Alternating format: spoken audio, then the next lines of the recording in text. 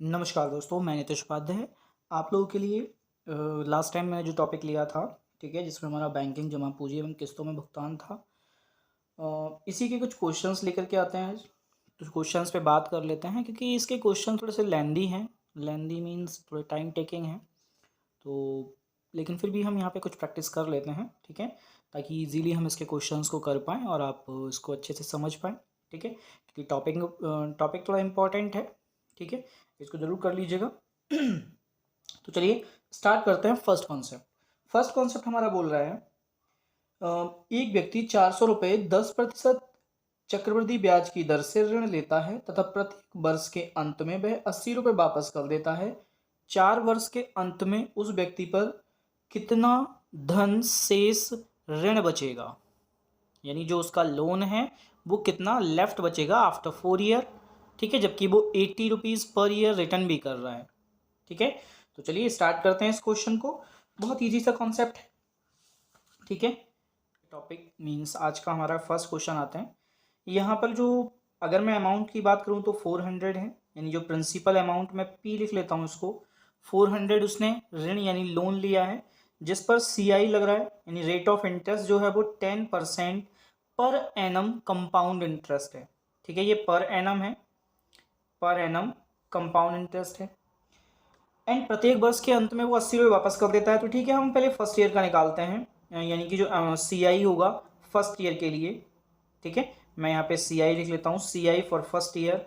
तो P into 1+R/100 की power 1 minus 1, ये हमारा डायरेक्टली CI निकल जाएगा। और मैं CI के लिए थोड़ा सा यहाँ पे लिख लेता हूँ 400 इंटू 10 आ जाएगा, यानी कि 11/10 डायरेक्टली मैं लिख देता हूँ इसको, -1 is equal to 400 into 1/10 answer हो जाएगा, 0 0 कट जाएगा, यानी 40 रुपीज़ CI बनेगा फॉर दी फर्स्ट ईयर। तो ठीक है, ये 40 ईयर यानी 400 में से अब जो टोटल अमाउंट हो गया, अमाउंट हमारा 400 प्लस 40 जो हमारा CI है फर्स्ट ईयर के लिए, यानी 440 हमारा क्या हो गया, ये अमाउंट हो गया। इसमें से उसने फर्स्ट ईयर के लिए जो प्रिंसिपल वैल्यू रहेगी, मैं P1 लिख लेता हूँ इसको, वो हमारी 80 रुपीज़ माइनस करने के बाद होगी, यानी 440 माइनस 80 रुपीज़ माइनस कर दीजिए। इसमें से कितना बचेगा, ये बचेगा हमारा 360, यानी अब प्रिंसिपल अमाउंट जो नेक्स्ट ईयर के लिए होगा वो 360 होगा। तो हम डायरेक्टली यहाँ पर अमाउंट निकाल लेते हैं कि जो हमारा नेक्स्ट ईयर का अमाउंट होगा, मैंने यहाँ पे CI निकाला था बट अभी डायरेक्टली आप यहाँ पे मैं अमाउंट निकाल रहा हूँ। तो 360 इंटू सिमिलर रहेगा, ठीक है, रेट ऑफ इंटरेस्ट सेम है, तो मैं डायरेक्टली यहाँ पे 11/10 लिख लेता हूँ, ठीक है, 0 से कट कर लेंगे और बाकी मल्टीप्लाई कर लेंगे। तो ये हो जाएगा हमारा 6 एंड 33 और 6 39, 396 हो जाएगा। उसने 80 रुपीज़ फिर वापस कर दिया, यानी P3 की बात कर, सॉरी P2 की बात कर लेते हैं। तो यहाँ पे P2 हो जाएगा 396 माइनस 80, यानी जो हमारा लेफ्टेड अमाउंट हो जाएगा फॉर दी नेक्स्ट ईयर वो हो जाएगा 613, यानी 316। अब बात करते हैं फर्स्ट ईयर के लिए, हमारा ये हो चुका था, ठीक है, ये हमारा फर्स्ट ईयर के लिए था, ये हमारा सेकेंड ईयर के लिए आ गया है, ठीक है, यहाँ तक सेकेंड ईयर निकल चुका है। अभी थर्ड ईयर की बात करते हैं, P2 की बात कर लेते हैं, यानी कि डायरेक्टली यहाँ भी ये मैं यहाँ पे अमाउंट निकाल लें, A2 लिख लेता हूँ मैं इसको, ठीक है, आपको इजीली समझ आ जाएगा ये A2, और यहाँ पे यही हमारा अमाउंट हो जाएगा A3। अब मैं A3 की बात करूँगा तो यहाँ P2 रहेगा, 11/10 हो जाएगा, मल्टीप्लाई करेंगे 316 इंटू 11/10 मल्टीप्लाई कर लीजिए, तो 66 16 11 17 1 33 और 1 34, ये हो जाएगा 30, इतना हमारा अमाउंट हो जाएगा 347.6। ये हमारा नेक्स्ट ईयर का क्या हो गया, अमाउंट हो गया। इसमें से उसने क्या किया, 80 रुपीज़ फिर रिटर्न कर दिए, यानी P3 की मैं बात कर लेता हूँ, 347.6 माइनस 80 उसने रिटर्न कर दिया है, तो 6 यहाँ पर आ जाएगा, और ये हमारा 7 हो जाएगा, 14 में से 8 जाएगा तो 6 बचेगा, यहाँ 2 बचेगा। इतना अमाउंट उस पर किसके लिए आ गया, ये थर्ड ईयर के लिए आ गया। तो ठीक है, हम A4 की बात कर लेते हैं। यहाँ पर A4 आएगा हमारा P3, ठीक है, ये इंटू 11/10 हो जाएगा, वैल्यू पुट करेंगे 267.6 इंटू 11/10 डिवाइड कर लीजिए, ठीक है, मल्टीप्लाई करते हैं पहले तो हम इसको, तो ये 6 हो जाएगा, 677 और 683, तो यहाँ पर हमारा पहले से एक पॉइंट चल रहा है, तो 83 में 8 आ जाएगा, एंड 66 और 8 74 7 हो जाएगा। एंड आफ्टर दैट 11 टू जा 22, 22 और 7 29 अपॉन 10 डिवाइड कर देंगे तो ये हो जाएगा 294.36। ये हमारा नेक्स्ट ईयर का अमाउंट आ चुका है। उसने नेक्स्ट ईयर एक फिर ईएमआई फिल कर दी, ठीक है। Sorry, 80 rupees, 294.36 minus 80 rupees, minus कर लेते हैं 36 ऐसे ही आ जाएगा पॉइंट, यहाँ पे 4 आ जाएगा 1 एंड यहाँ पे बचेगा 214 रुपीज़ उसका क्या आ जाएगा, नेक्स्ट अमाउंट रह जाएगा जो उसको नेक्स्ट टाइम, यानी कि जो हमारा नेक्स्ट 4 ईयर है तो 4 ईयर के लास्ट में इतना अमाउंट बचेगा जो उसको अभी भी पे करना होगा, जबकि वो 80 रुपीज़ को 4 ईयर तक 3 ईयर तक पे करता रहे, ठीक है। ये हमारा इतने रुपए अमाउंट हो जाएगा जो उसको भी लेफ्ट है जो उसको पे करना है, ठीक है। चलिए अब हम बात करते हैं नेक्स्ट क्वेश्चन की। यहाँ तक ये क्वेश्चन क्लियर हो गया होगा सभी के लिए। मैं नेक्स्ट क्वेश्चन की बात कर लेता हूँ। सेकंड क्वेश्चन की बात अगर करते हैं तो देख लीजिए, मैं एक क्वेश्चन, चलिए मैं आपको थोड़ा सा एक क्वेश्चन पूछ लेता हूँ लास्ट टाइम में, ठीक है। इसका सभी लोग आंसर करेंगे।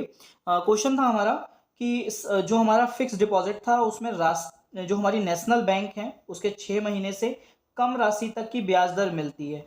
अब ये वाला क्वेश्चन आपको अभी देखना है। क्वेश्चन में यहाँ पे नोट कर देता हूँ, ये आपके डिस्प्ले पर भी आ जाएगा, ठीक है। डिस्प्ले पे देख लीजिए आप, ये क्वेश्चन है, ठीक है। इस क्वेश्चन को आपको इसका आंसर देना है। ये क्वेश्चन आपके जो एट प्रेजेंट टाइम में रेट ऑफ इंटरेस्ट चल रहा है उससे रिलेटेड रहेगा, ठीक है।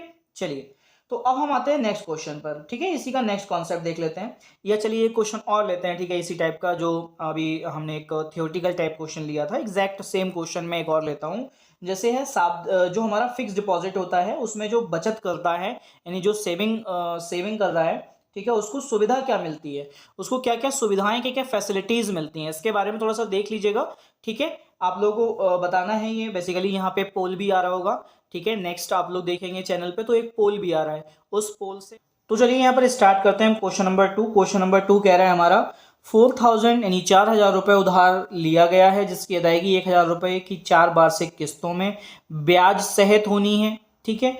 और यदि ब्याज की दर 5% वार्षिक हो तो दूसरे वर्ष के अंत में देय किस्त होगी। हम ईएमआई की बात कर लेते हैं, ठीक है। यहाँ पे जो प्रिंसिपल वैल्यू है वो 4000 है, रेट ऑफ इंटरेस्ट 5% एनम है, ठीक है, ये याद रखेंगे आप।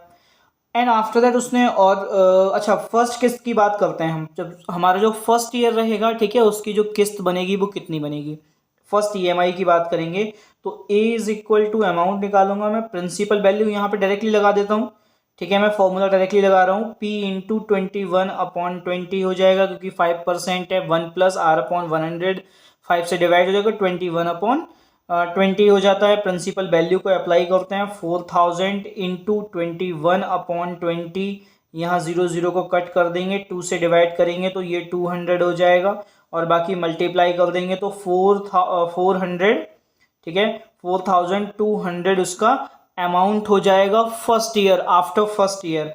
अब इसकी हम ईएमआई की बात करते हैं तो चलिए ईएमआई की बात कर लेते हैं, ठीक है। ईएमआई कितना हो जाएगा, 4200 माइनस 1000, इसको माइनस करेंगे और अभी इसमें से 200 जो इसका ब्याज है ना, जो इसका इंटरेस्ट है वो भी इसको क्या करना है, माइनस करना है। तो 200 मैं अगर यहीं पे CI निकाल लूँ तो CI की मैं बात करूँ तो 200 साफ साफ दिखाई दे रहा है हमें यहाँ पर।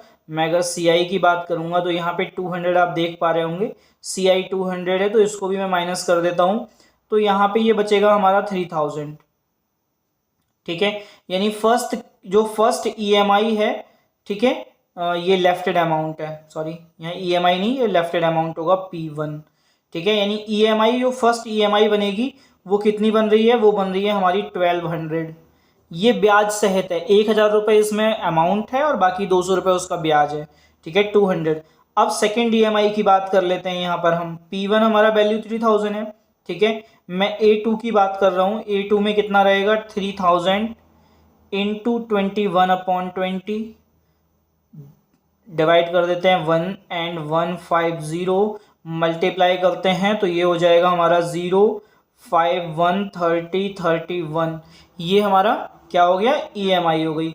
अब हम CI की बात कर लें अगर तो CI कितना बन रहा है, सीधे सीधे दिखाई दे रहे हैं हमें भाई। 3150 में से मैं 3000 माइनस कर दूं तो कितना बचेगा 150 बचेगा। ठीक है, ये हमारा CI हो गया। और अगर मैं अब इसकी बात करता हूँ नेक्स्ट कॉन्सेप्ट की, ठीक है, तो इसका P2, यहाँ पे P1 निकाल चुके हैं, P2 की बात करते हैं। तो P2 कितना हो जाएगा, मीन्स 150 रुपीज़ उसका इंटरेस्ट भी है। ठीक है, तो यहाँ पे P2 जो बचेगा वो बचेगा आपका 3000 माइनस 1000। ठीक है, यानी ये बचेगा आपका 2000। और सेकंड EMI कितनी हो जाएगी, EMI बनेगी हमारी सेकंड वाली 1000 plus 150 is equal to 1150 rupees. हमारा क्या बनेगा, ये बनेगी आपकी सेकंड EMI। यहाँ तक किसी के लिए कन्फ्यूजन? अगर मैं इसके थर्ड EMI की बात करूंगा तो थर्ड EMI भी आप निकाल देंगे इजीली। चलिए मैं यहाँ पे थर्ड EMI की मैं बात कर लेता हूँ। तो इसमें कितना बनेगा, थर्ड EMI के लिए A3 बनेगा 2000 इंटू 21/20, 0 से 0 कट कर दीजिए, 2 से डिवाइड कर दीजिए, 100 मल्टीप्लाई कर दीजिए, 2100 हो जाएगा वैल्यू। और यहाँ पे CI बन जाएगा हमारा 100। ठीक है, सॉरी 100। अब यहाँ पे प्रिंसिपल अमाउंट, या सबसे पहले मैं थर्ड EMI की बात कर लेता हूँ। थर्ड EMI हमारा बनेगा कितना, 1000 प्लस 100, टोटल हो जाएगा 1100। ठीक है, अभी यहाँ पे हम 1100 की बात करते हैं। तो अब यहाँ पे जो लेफ्टेड अमाउंट P4 बचेगा, सॉरी P3 जो बच रहा है वो बना है 1000। ठीक है, तो 1000 हमारे नेक्स्ट ईयर में लग जाएगा और इसमें 5% क्या लगेगा, इंटरेस्ट लगेगा। तो अमाउंट बनेगा हमारा, कितना बनेगा अमाउंट बनेगा 1000 इंटू 21/20, 0 0 कट कर देंगे, 2 से डिवाइड करेंगे तो 50 हो जाएगा। और यहाँ पे हम मल्टीप्लाई कर लेते हैं इसको, 5 एंड 10 0 1050 रुपीज़, ये उसकी लास्ट EMI बनेगी। ठीक है, 1050 रुपीज़ इसकी लास्ट EMI बनेगी। थोड़ा सा टाइम टेकिंग क्वेश्चंस रहेंगे इस टॉपिक से। चलिए यहाँ पर हम थर्ड क्वेश्चन की बात कर लेते हैं। क्वेश्चन नंबर 3 है, और एक व्यक्ति 6000 रुपये उधार लेता है, इसको 3 बराबर वार्षिक किस्तों में वापस करना है। यदि ब्याज की दर 10% वार्षिक हो तो वार्षिक किस्त होगी। अच्छा, उसने किस्त पूछा है, यानी प्रिंसिपल वैल्यू है यहाँ पर 6000, रेट ऑफ इंटरेस्ट है 10%। तो अभी हमें किस्त की बात करते हैं। किस्त हम कैसे निकालेंगे, लास्ट टाइम हमने देखा था कि जो हमारी किस्त बनेगी वो x अगर मैं मान लेता हूँ। ठीक है, तो डायरेक्टली मैं यहाँ पे वैल्यू अप्लाई कर रहा हूँ। इससे पहले वाली अगर आप लोगों ने वीडियोस नहीं देखी है तो उसे जरूर देख लीजिएगा। ठीक है, उसी के अकॉर्डिंग यहाँ पे। तो चलिए हम नेक्स्ट कॉन्सेप्ट की बात करते हैं। यहाँ पे फर्स्ट हम मानते हैं लेट, जो फर्स्ट हमारी EMI बनेगी, या EMI की मैं अगर बात करूँ तो मैंने वो x मान लिया। ठीक है, तो अब इस केस में जो फर्स्ट ईयर की बात करते हैं, ठीक है, फर्स्ट ईयर में जो एक अमाउंट बनेगा वो कितना बनेगा, x इंटू यही वाला अमाउंट हमारा कितना हो जाएगा, 10 से अगर मैं डिवाइड करूंगा तो 10/11 हो जाएगा। अगर मैं ये तो फर्स्ट ईयर के लिए हो गया। अब बात करते हैं सेकेंड ईयर के लिए। सेकेंड ईयर की अगर मैं कॉन्सेप्ट की बात करूंगा तो यहां पे सेकेंड ईयर के लिए हो जाएगा हमारा x इंटू 10/11 की पावर 2। यहां तक किसी के लिए कंफ्यूजन? थर्ड ईयर की बात कर लेते हैं। ठीक है, थर्ड ईयर की बात करते हैं। ठीक है, तो थर्ड ईयर यहां पर हो जाएगा x इंटू 11 की पावर 3। यहां तक किसी के लिए कंफ्यूजन? अब देखिए, ये जो अमाउंट है ये टोटल अमाउंट प्लस होने के बाद 6000 के इक्वल हो जाएगा। तो बस मुझे यही यहाँ पर चीज़ अप्लाई करनी है। इन तीनों में जो कॉमन है उसको मैं पहले निकाल लेता हूँ। यहाँ पे कॉमन है x इंटू 10/11, ये दोनों में सभी में कॉमन है तो मैंने सभी में से बाहर निकाल लिया। यहाँ से बचेगा 1, यहाँ से 10/11 और यहाँ से बचेगा 100/121 इज इक्वल टू 6000 के इक्वल हो जाएगा। ठीक है, अब इसके बाद हम नेक्स्ट कॉन्सेप्ट पर आते हैं। x को यहीं छोड़ देते हैं, ये हो जाएगा 6000 इंटू 11/10 इंटू यहाँ पर ये हो जाएगा कितना हमारा होगा 121 प्लस 10 110 और यहाँ पे 331 हो जाएगा ये। ठीक है, और अपॉन में 1/1 हो जाएगा, यानी कि 1/1 अपॉन 331। इससे मैं डिवाइड कर देता हूँ इसको, तो यही हमारा डिवाइड होकर के आंसर आ जाएगा। अच्छा, डिवाइड कर लेते हैं पूरा कॉन्सेप्ट, तो यहाँ से 0 0 कट जाएगा और यहाँ बचेगा 6600 इंटू 1/1 अपॉन 331। ठीक है, इसको मैं डिवाइड कर लेता हूँ। ठीक है, डिवाइड देख लीजिए।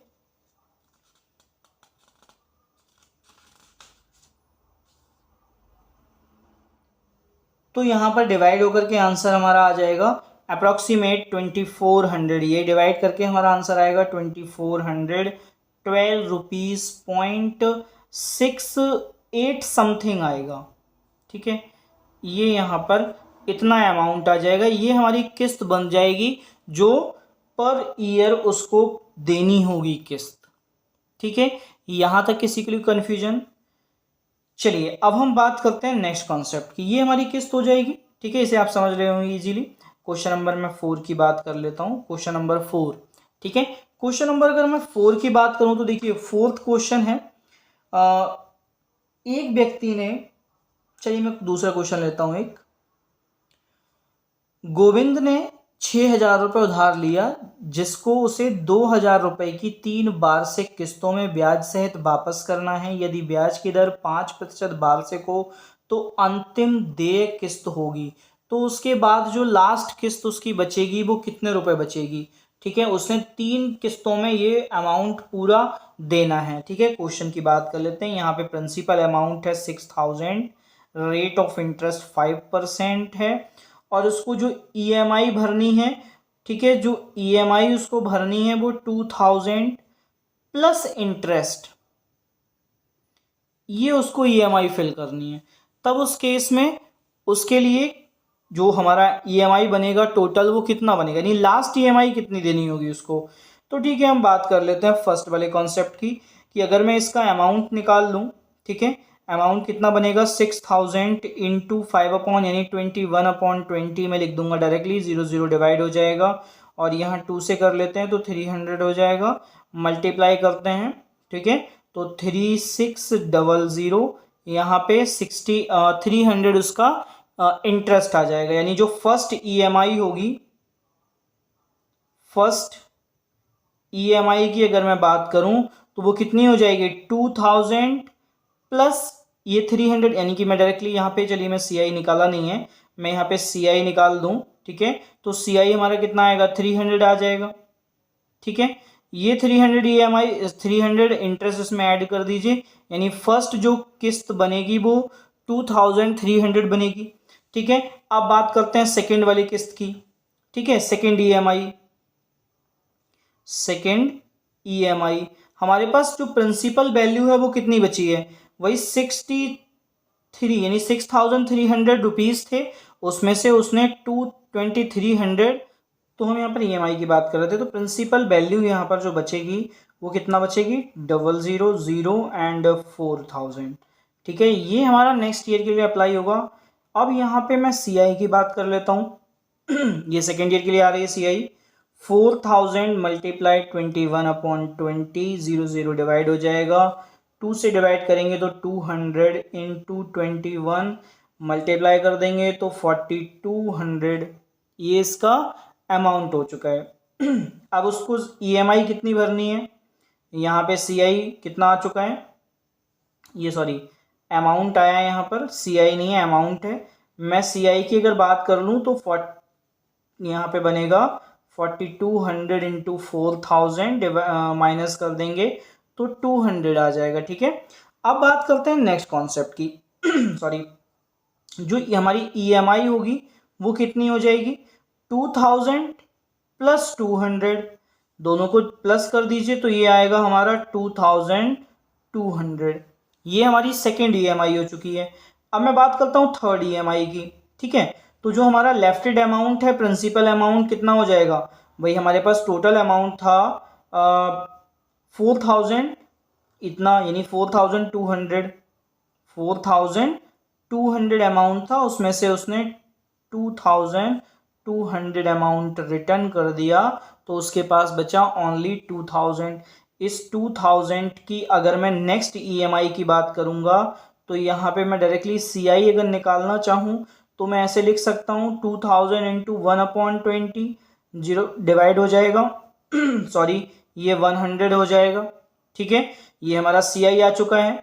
अगर मैं नेक्स्ट EMI की बात करूँगा तो ये कितनी हो जाएगी, ये हो जाएगी हमारी 2000 प्लस 100 इज इक्वल टू 2100। ये हमारी थर्ड लास्ट EMI होगी जो उसको फिल करनी होगी। यहाँ तक किसी को कन्फ्यूजन होता है तो आप मुझे कमेंट बॉक्स में लिख दीजिएगा, मैं इसको नेक्स्ट वीडियो में ज़रूर कवर अप कर लूँगा। ठीक है, अब बात करते हैं नेक्स्ट क्वेश्चन की। एक कॉन्सेप्ट और उठाते हैं यहाँ पर हम, क्वेश्चन नंबर मैं बात करता हूँ 5th की। ठीक है, क्वेश्चन नंबर 5th कह रहा है अमरीश ने 5000 रुपये उधार लिए जिसको उसे 3 बराबर वार्षिक किस्तों में देना है, जबकि जो रेट ऑफ इंटरेस्ट है वो 5% पर एनम है। ठीक है, तो वार्षिक किस्त क्या होगी। ठीक है, बात कर लेते हैं प्रिंसिपल वैल्यू की। प्रिंसिपल वैल्यू है हमारी 5000। ठीक है, रेट ऑफ इंटरेस्ट जो दे रखा है 5% पर एनम दे रखा है। मैंने आपको बताया जो फर्स्ट EMI यहाँ पे लेट कर लीजिए, late EMI is equal to x कर लेते हैं। तो यहाँ पे फर्स्ट EMI की अगर मैं बात करूंगा या फर्स्ट अमाउंट की बात करूंगा तो यहाँ लिखते हैं फर्स्ट EMI अमाउंट, या फिर मैं डायरेक्टली अमाउंट लिख लेता हूँ। ठीक है, ये कितना बनेगा तो देख लेते हैं यहाँ पर x इंटू 5 से 20/21। ठीक है, ये हमारा फर्स्ट ईयर का क्या बन जाएगा, अमाउंट बन जाएगा। अब आते हैं सेकंड के लिए। ठीक है, सेकंड ईयर का अमाउंट की बात कर लेते हैं सॉरी, ये x इंटू 20/21 का स्क्वायर हो जाएगा। अगर मैं यहाँ पे थर्ड की बात कर लूँ, ठीक है, थर्ड अमाउंट वो कितना हो जाएगा हमारा x इंटू 20/21 की पावर 3 हो जाएगी। यहाँ तक किसी को कन्फ्यूजन। अब बात कर लेते हैं हम यहाँ पे क्वेश्चंस की कि जो प्रिंसिपल अमाउंट है वो तो हमारा 5000 है और ये तीनों EMI प्लस होकर के कितना बनेंगी, 5000 बनेंगी। ठीक है, वैल्यू अप्लाई करनी है आपको सिंपल कॉन्सेप्ट के साथ, तो चलिए हम अप्लाई कर देते हैं। यहाँ पे x इंटू 20/21 कॉमन आ जाएगा और यहाँ बचेगा 1 प्लस, ठीक है, यहाँ पर ये बचेगा हमारा 1 प्लस 20/21 प्लस 441। ठीक है, ये 21 का स्क्वायर हो जाएगा। अब हम नेक्स्ट कॉन्सेप्ट की बात कर लेते हैं यहाँ पर। तो नेक्स्ट कॉन्सेप्ट हमारा क्या बनेगा, ये तो हमारा अप्लाई हो जाएगा और इज इक्वल टू 5000 के इक्वल हो जाएगा ये। तो मैं यहाँ पे x छोड़ देता हूँ और x के बाद यहाँ पे हो जाएगा 5000 मल्टीप्लाई 21/20 इंटू ये बनेगा हमारा 441 इन सबको प्लस करेंगे तो कितना हो जाएगा, ये मैं प्लस कर लेता हूँ यहाँ पर, अलग साइड में लिख लेता हूँ। ठीक है, प्लस करके इसको प्लस कर लेता हूँ नेक्स्ट पेज पर।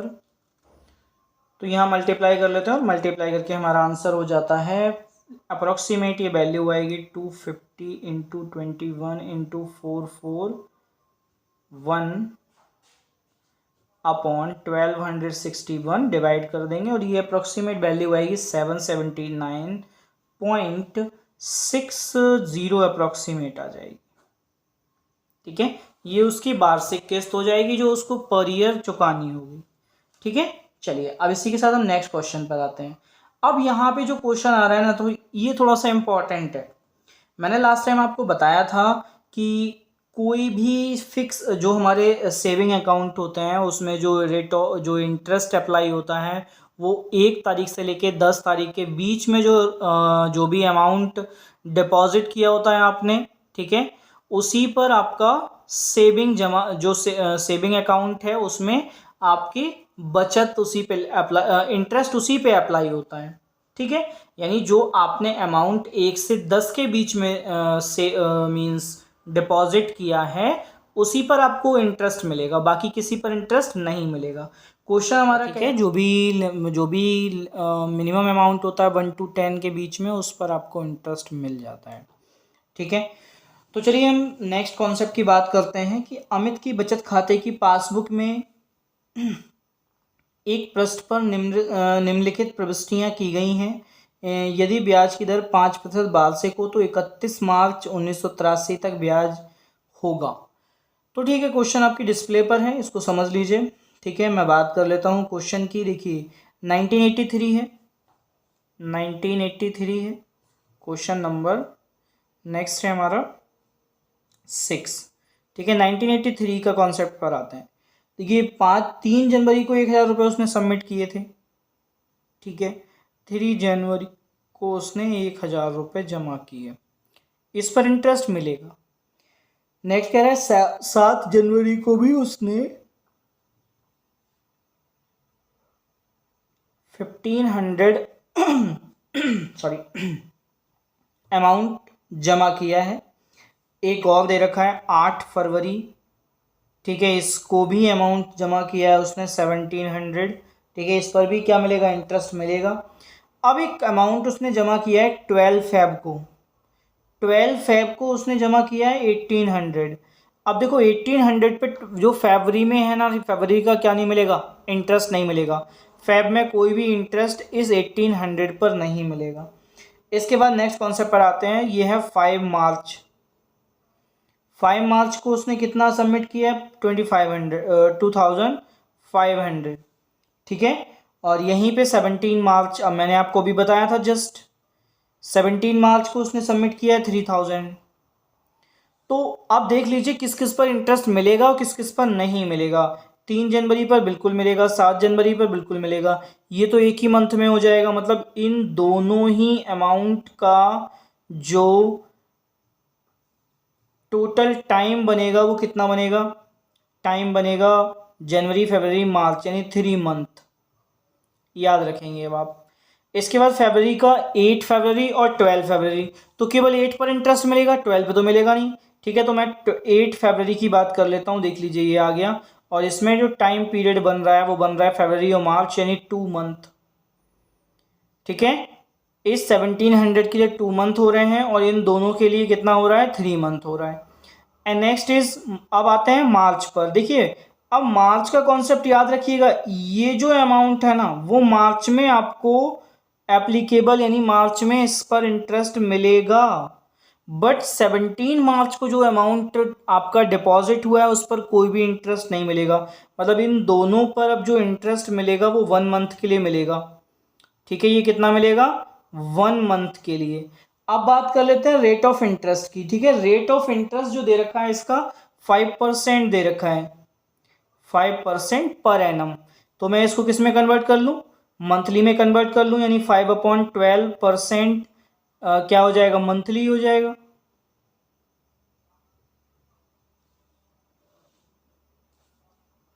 नेक्स्ट इसी के आगे कॉन्सेप्ट लेकर चलते हैं फर्स्ट वाले अमाउंट के, यानी इस वाले अमाउंट की बात कर लेते हैं। तो मैं यहाँ पर A1 लिख रहा हूँ। ठीक है, A1 is equal to PRT/100। ठीक है, यहाँ पे PRT वैल्यू अप्लाई करिए, P की वैल्यू हो जाएगी हमारी, ये दोनों ऐड हो जाएंगे, यानी 2500 इंटू 5/12 इंटू T की वैल्यू कितनी हो जाएगी, 3 मंथ, और अपॉन में हो जाएगा 100। 2 0 से 2 0 डिवाइड हो जाएंगे, एंड 3 1 जा 3, 3 4 जा 12। ठीक है, बाकी सबको मल्टीप्लाई कर लेते हैं। 125 यानी 125/4 डिवाइडेड बाय, तो ये 3 हो जाएगा, यहाँ पे 1 हो जाएगा 0.25। ये हमारा अमाउंट हो गया किसका, यानी इस जो 2500 है उस पर 5% एनुअल इंटरेस्ट है, तो 3 मंथ में इतना इंटरेस्ट मिलेगा। किस पर, 2500 पर।